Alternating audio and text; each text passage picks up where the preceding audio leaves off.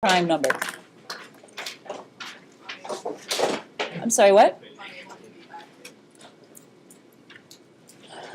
You're on the right track. It can be factored. It has two factors.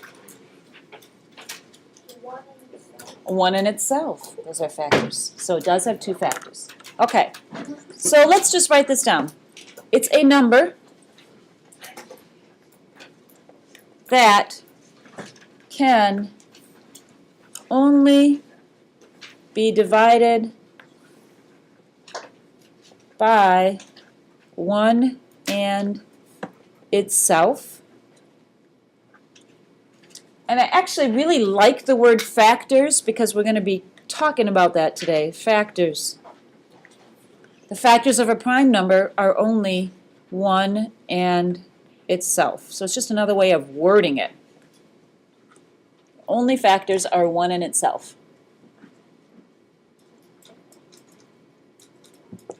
Give me some examples of prime numbers. 1, what else? 7, 17. How about some smaller ones? There's another smaller one. 3, 5, 31. They're all prime numbers. It can only be divided by 1 in themselves. Okay? All right, a composite number is any number greater than 1 that is not prime. We have a code pink first responders to Route 513. Are the following numbers prime or composite? If composite, write one pair of numbers that multiplies up to it. So, is this a prime number or a composite number? Prime. It can only be divided by 1 and 19, so it's prime.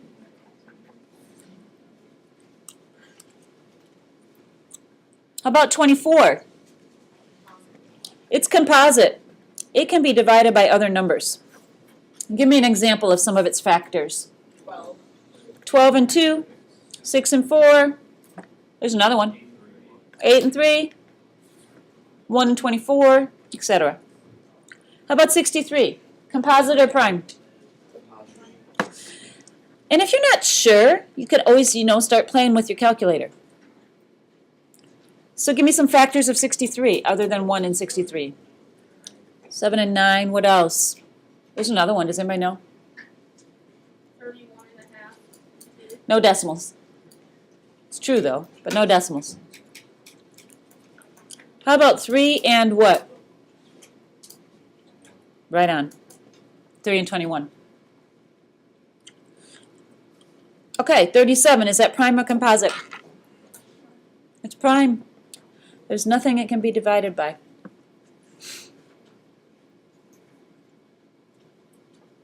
All right, so that's one thing you're going to have to do. All right, the fundamental theorem of arithmetic. Do you have to memorize it? No, but we're just going to write it down.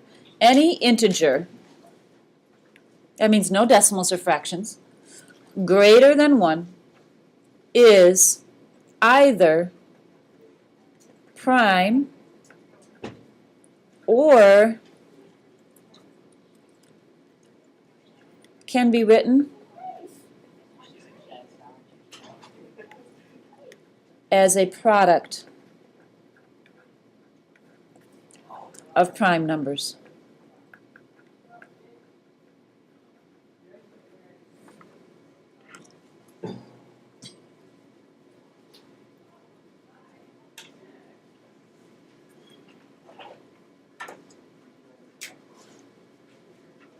Okay, prime factoring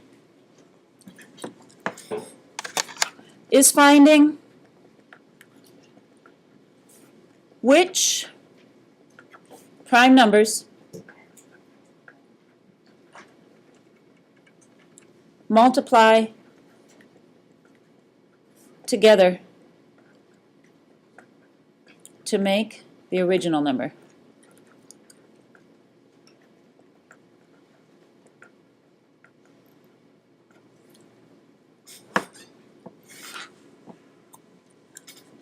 I usually type those in for you, but I didn't do it today.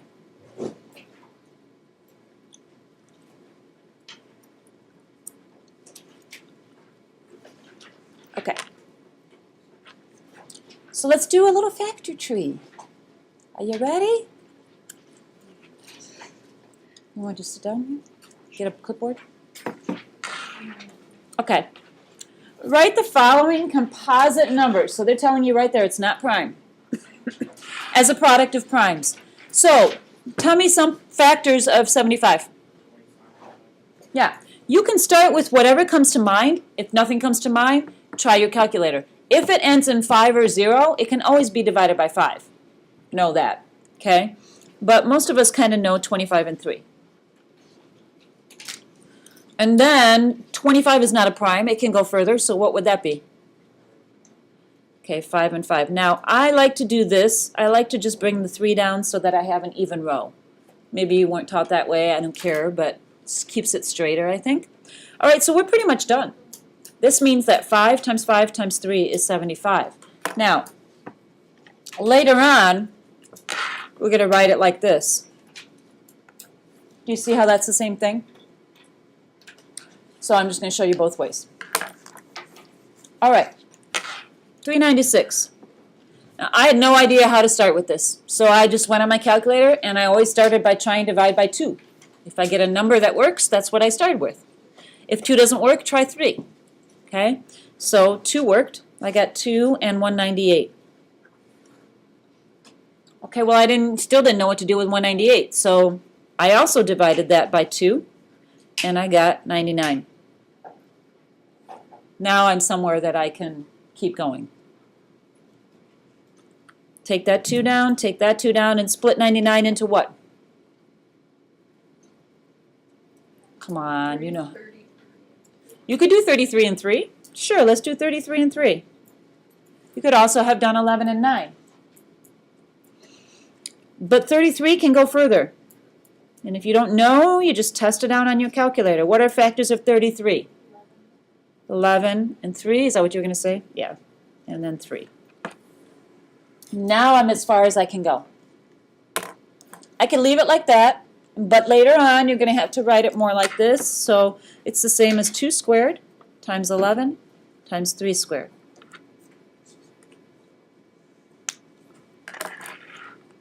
You do this one. You need to grab a calculator? Go grab a calculator, use your phone, I don't care.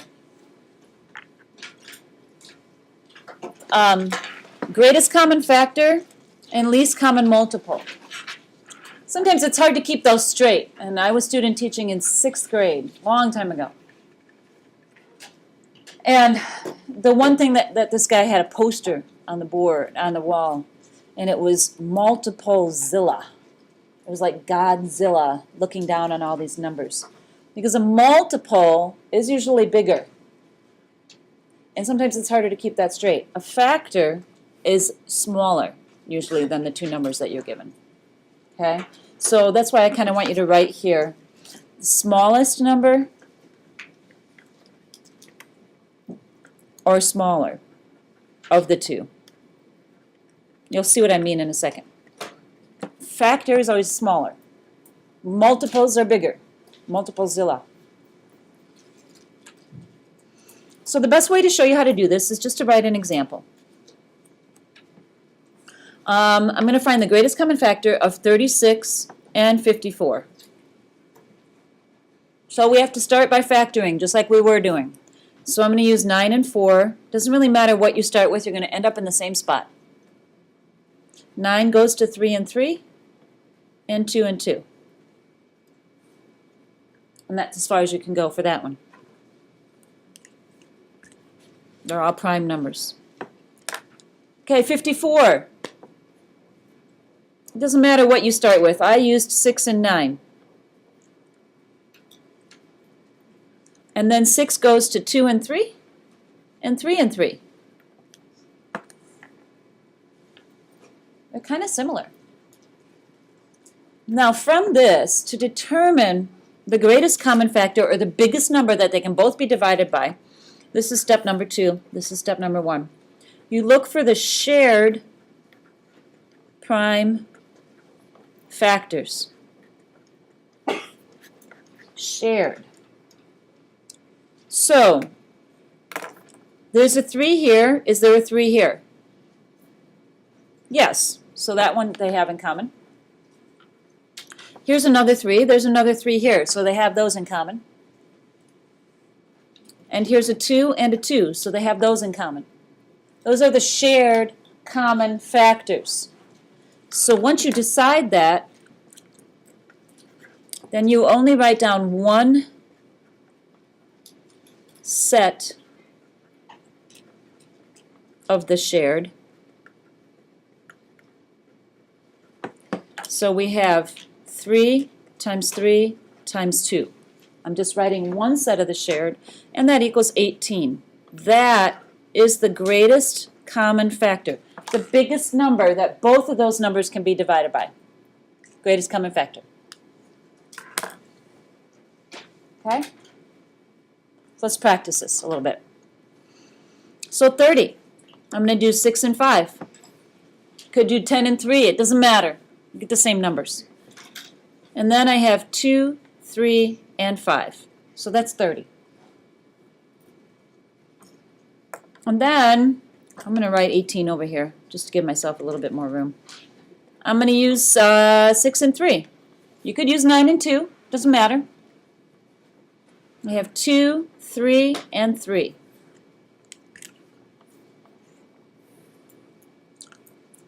Then I'm going to look at the shared. So there's a 2 here and a 2 here. There's a 3 here and a 3 here. And that's it. There's not a 5 in both spots and there's not another 3. So my greatest common factor is going to be 2 times 3, which is 6.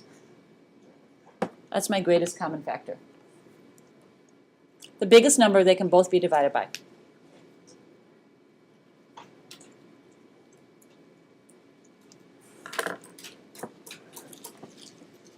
Big number.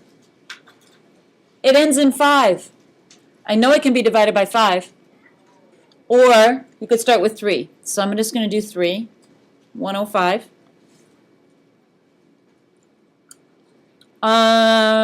Bring that 3 down. I tried 3 again and it worked, so I got 3 and 35. What are factors of 35? Nathan? 5 and what? 5 and 7. Okay, so that's as far as I can go for that one. 252, I'm going to bring over a little further. I just did 2. I didn't know what else to use, so I did 2. I carried the 2 down, and this is 63 and 2.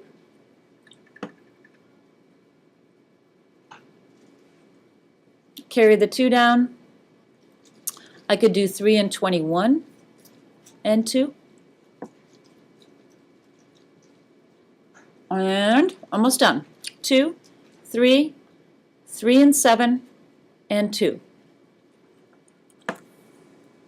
So that's how you end up there. You might have gone a different way. You still get the same numbers.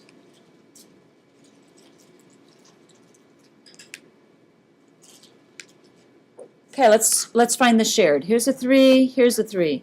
Here's a 3, here's a 3. There's no 5 in both, and there's a 7. That's it. So I just do 3 times 3 times 7, which equals 63. That is the biggest number that both of those numbers can be divided by. Greatest common factor.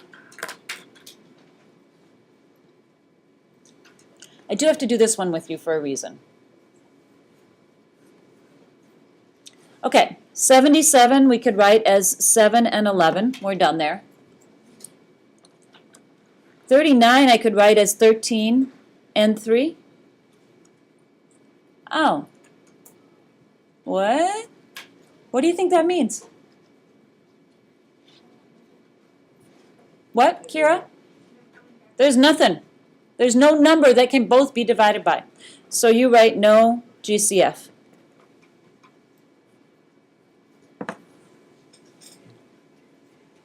Nothing in common. All right, now we're going to do multiples, which is slightly different. The multiples are either the biggest number you're given or bigger for it to be a multiple.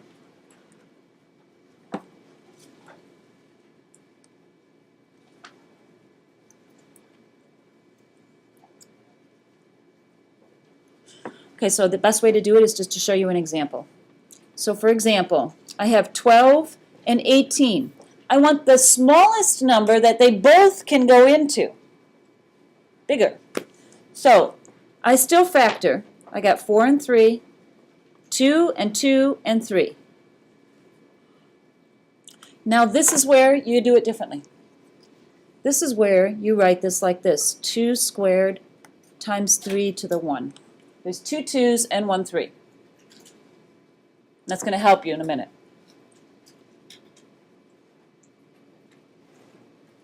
Then I do 18. 6, 3, 2, 3, 3. And I'm going to write that as a power also. 2 to the first times 3 squared.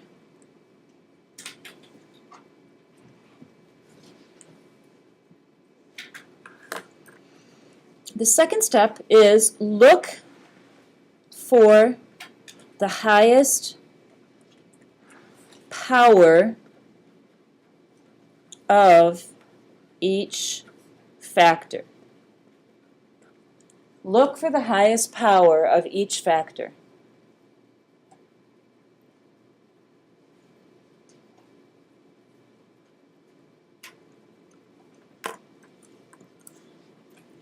So here, I have a 2 and a 2. Which one has the higher exponent? This one, right? So I'm not going to use that one, and I'm going to write down 2 squared as part of my answer. Then I look with the base of 3. Which one has the higher exponent? This one, correct? So I'm not going to use this one. I have to use 3 squared as part of my answer.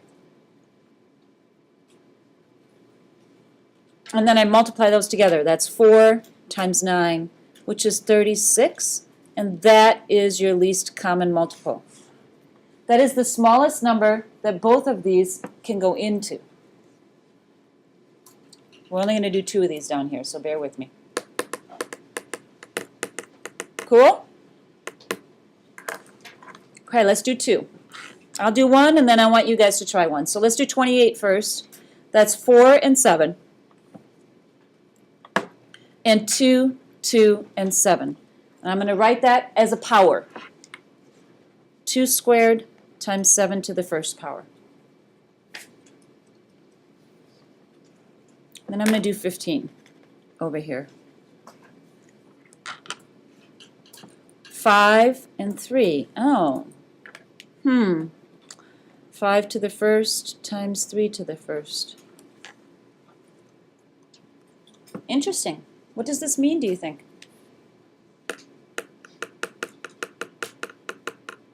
It means we have to use them all. We can't get rid of any, so we got to use them all. So we have to multiply all of them together. So it's 2 squared times 7 to the 1 times 3 to the 1 times 5 to the 1, which is just 4 times 7 times 3 times 5, which is 420. That's the least common multiple.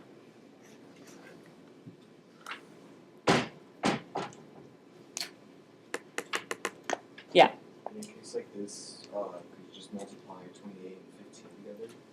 You could. Once you got to this point and realized it, yes. Okay? All right. Now, I just want you to try this one. It's going to be more like one of these. This one. Okay? It's going to look more like that. So try it and see if you can get the right answer.